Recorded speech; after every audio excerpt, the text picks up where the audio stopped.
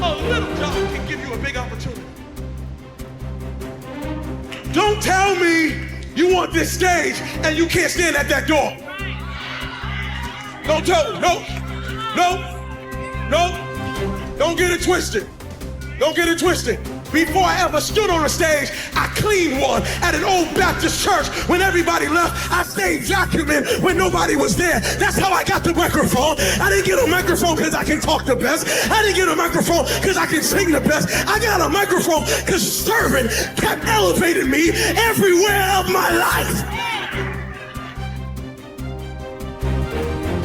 If you work at McDonald's, you better work that day.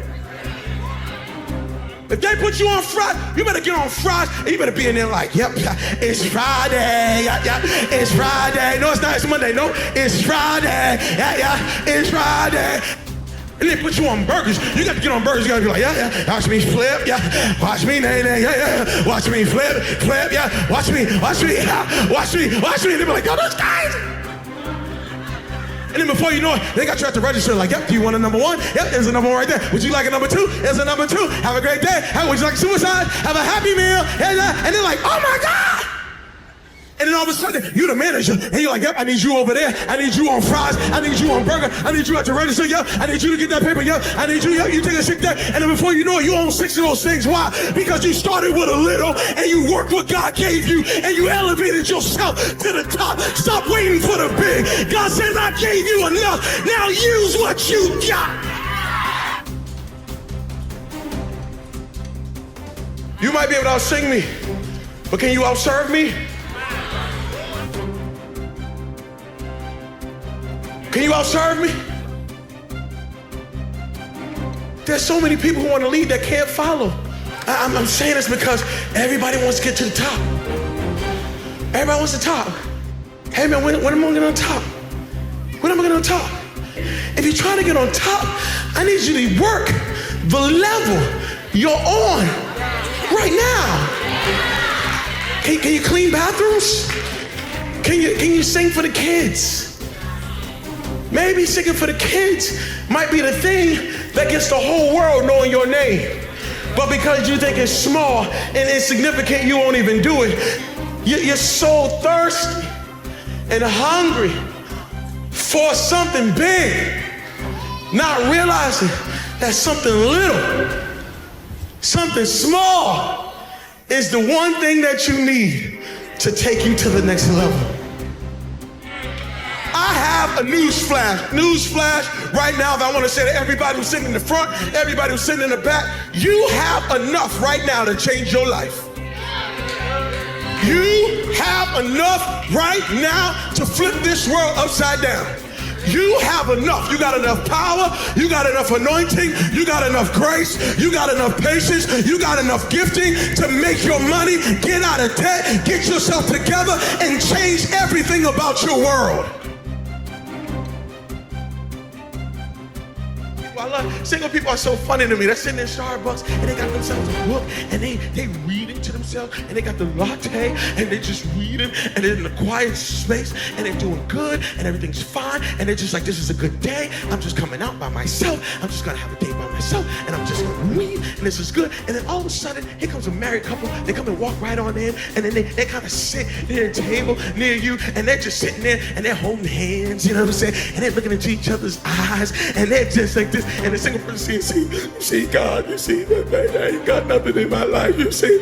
I just wish if I just had somebody to hold a hand with, if I could just have somebody just to snuggle with, if I could just sip somebody else's latte and they could sip my latte, it would be so good. Little does a single person know, the married people sitting at the table saying, oh my goodness, that look good. She's all by herself. No, if I could just get a day alone, if I could just get my thoughts to myself. Oh God, this hand is good. But I wish I could read a book sometime. I wish I could take a day by myself. And the married people looking at the single person like, and the single person looking at the married people like, and the enemy got us all messed up because he wants you not to see that you're blessed right where you are, you're whole right where you are, you're complete right where you are. He wants you to spend your life looking at what you don't have instead of using what you got.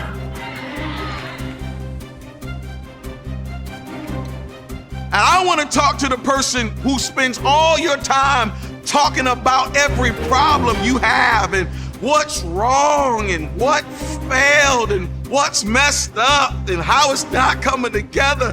I need you to do me a favor. Stop talking about your storm and start talking to your storm. That's right.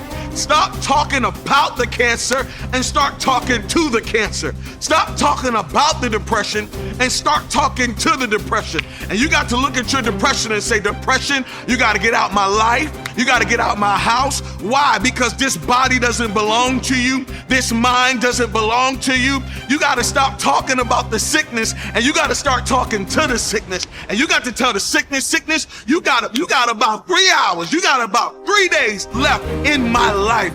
You got to start talking to the chaos. You got to look your Goliath in the face and say, Goliath, I'm not backing up. I'm not backing down. You got to stand flat foot and talk to your storm.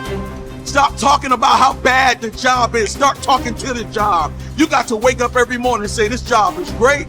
This job is good. This job is blessed. And because I have this job, I'm walking in on assignment. And because I'm in my assignment, I just know that this office is going to be filled with the best stuff that it needs to be filled with. Why? Because you stopped talking about it and you started talking to it.